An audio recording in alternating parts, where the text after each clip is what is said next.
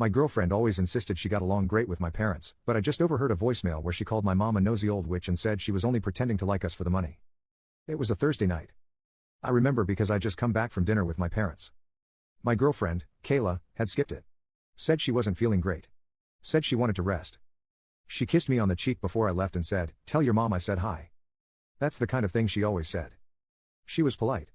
Warm. Too warm, if I'm being honest. Always bringing over wine when we visited. Always complimenting my mom's recipes. Always texting her little heart emojis after holidays. Mom loved her. Kayla's a keeper, she used to say. So when I got back from dinner and saw Kayla asleep on the couch, I didn't think twice. I grabbed a blanket. Covered her up. Picked up her phone from the floor. She always asked me to plug it in if she fell asleep watching TV. When I pressed the side button, the screen lit up. And that's when I saw it. A voicemail. From my mom. Unread. But what caught my eye wasn't that. It was the voicemail above it. Kayla had called someone after I left. Left them a voicemail. It had the transcription showing on the screen. "I'm serious, she's a nosy old witch. I can't keep doing this every week. I'm only being nice so they'll keep me in the will." My stomach dropped. I opened the message. Hit play. Her voice. Clear as day. Laughing. Mocking. I swear to God, if I have to hear about her stupid signature lasagna one more time, I'm gonna scream. And her questions? Like, "No, I'm not planning kids right now, Carol. Mind your dusty business." I paused the message. Walked to the kitchen. Heart pounding. I sat at the table. Stared at the wall. Then I played the rest. She doesn't even like me. She likes that I laugh at her stories. She likes that I bring her gifts. She likes the idea of me. Which is fine. I like the idea of her money. So, whatever. I didn't sleep that night. I just sat. Thinking. Replaying everything. The way she always volunteered to help my mom clean up. The way she complimented my dad's grilling like it was some rare skill. The way she once asked me, casually, if I knew how big my parents' estate was. I thought she was just being curious. I thought she liked them. I thought I loved her. The next morning, she made coffee like nothing happened. Asked how dinner went. I lied. Said it was great. She smiled.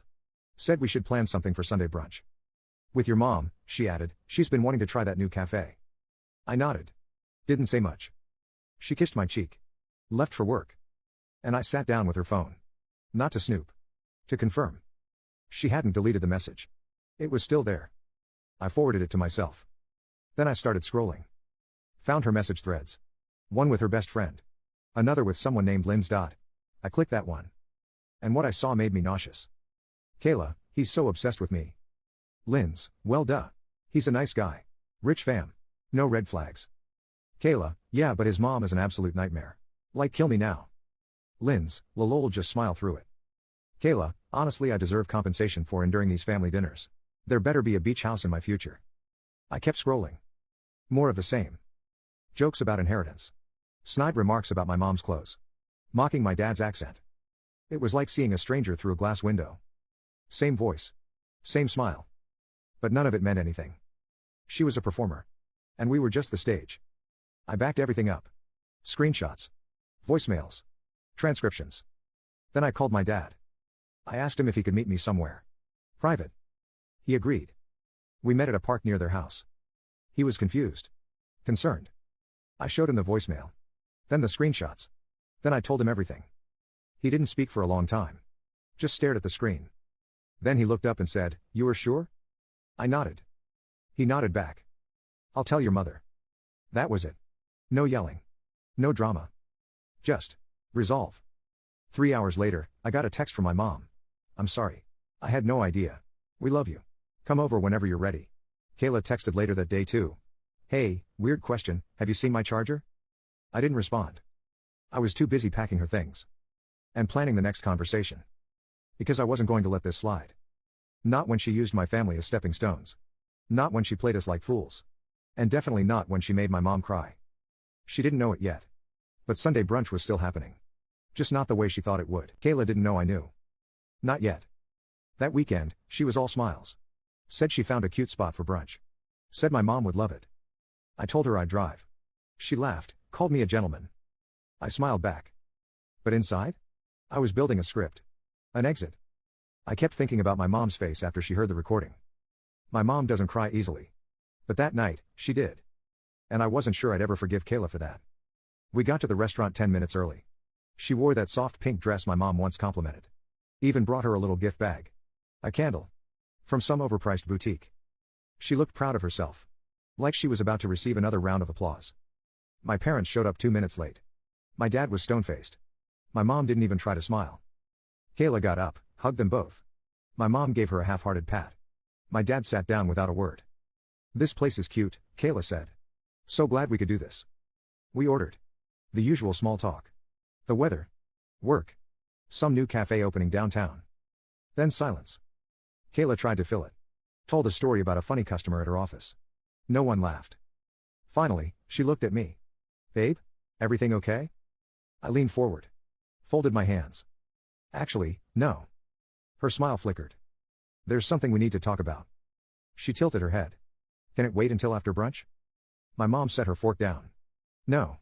It can't." Kayla glanced around. Suddenly less cheerful. "Is this about something I did?" I nodded. Then I pulled out my phone. Hit play. The voicemail. The one where she called my mom a nosy old witch. The one where she said she was only pretending to like us for the money. Kayla's face went pale. She tried to speak. I held up a hand. Then I played the second one. The one where she mocked my dad's accent. My mom looked down at her napkin. My dad didn't blink. "Where did you get that?" Kayla whispered. "You never deleted it." She reached for my arm. I pulled back. "You used me," I said. "You used my family."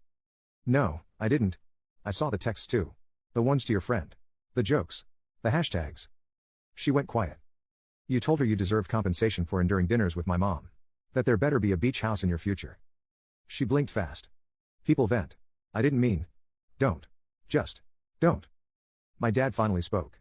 "We opened our home to you." Kayla swallowed. "I didn't mean to hurt anyone."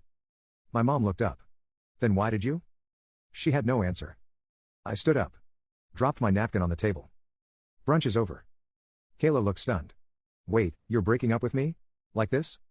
You broke us the moment you hit send on those messages." I walked out. My parents followed. Kayla stayed behind. I didn't look back. That afternoon, she called. Texted. Emailed. She even sent a voice note. Crying. Begging me not to throw away what we had. I didn't answer. Then the narrative changed. She posted on Instagram. A picture of her in the pink dress. Captioned, "Some people can't handle strong women. Their loss." The comments were predictable. "Their insecurities, not yours. Keep shining, queen." A few mutuals messaged me. Asked what happened. I stayed quiet. Then someone tagged me in a TikTok. Kayla. Crying in her car. Talking about being discarded for a minor mistake. She didn't name me. But she didn't have to. The comments section exploded. Some called me a coward. Others said she was manipulative. Then someone posted a response. A duet. Reading her texts out loud. It went viral. Turns out, I wasn't the only one she'd done this to. Another guy. Same pattern. Charming the family. Then flipping the script. She tried to delete the videos. Tried to report them. But it was too late. The story was out. The screenshots were public. The voicemail had been clipped. Added to sound compilations. She became a cautionary tale. And I? I felt nothing. No joy. No revenge. Just closure. I didn't want to destroy her. I just wanted her gone. My mom sent me a heart emoji. My dad grilled steaks that weekend. We didn't talk about Kayla. We didn't need to. Some lessons burn themselves into your memory. And some people write their own exits. She wrote hers in her own voice. And I just pressed play. I didn't plan for it to explode that way. But maybe explosions are what happen when you dig up rot that's been hiding under layers of charm. The plan was simple. I invited her to brunch like she wanted. Sunday morning. Her favorite spot. My parents included. She wore the yellow dress I liked. Even curled her hair. When she walked in and saw my parents already seated, she gave them the usual warm hug. My mom smiled, but it didn't quite reach her eyes. I sat across from Kayla. Didn't kiss her cheek. Didn't take her hand. Just waited. Menus came. We ordered. Small talk buzzed for a while. She tried to talk about work. My dad was polite. My mom stared at her mimosa like it held answers. Then I cleared my throat. Pulled out my phone. Kayla, I want to play you something. She blinked. Okay? I hit play. The voicemail. The one she left for her friend. The one where she called my mom a nosy old witch. The one where she laughed about pretending to like us for the money. She froze. Then she laughed. Babe, this is a joke, right? Like, some AI thing? I stared. Try again. She looked at my mom. I didn't mean it. I was venting. Everyone vents. My mom didn't flinch. She just said, "So were your retirement plan?" Kayla started to cry. Tears that looked too rehearsed. Too fast. Too shiny. I didn't mean it like that. I love you guys. I was just frustrated. My dad stood up. Dropped a $100 bill on the table. "You should go." She looked at me. Desperate. "You're not really going to end this over something I said when I was upset?" I said nothing. Because everything had already been said. She left. That night, she came back to our place. Tried to talk again. I didn't open the door. Just slid an envelope under it. Her things were packed. Uber already called. She stood there for a long time. Then left. I could have blocked her. Deleted everything.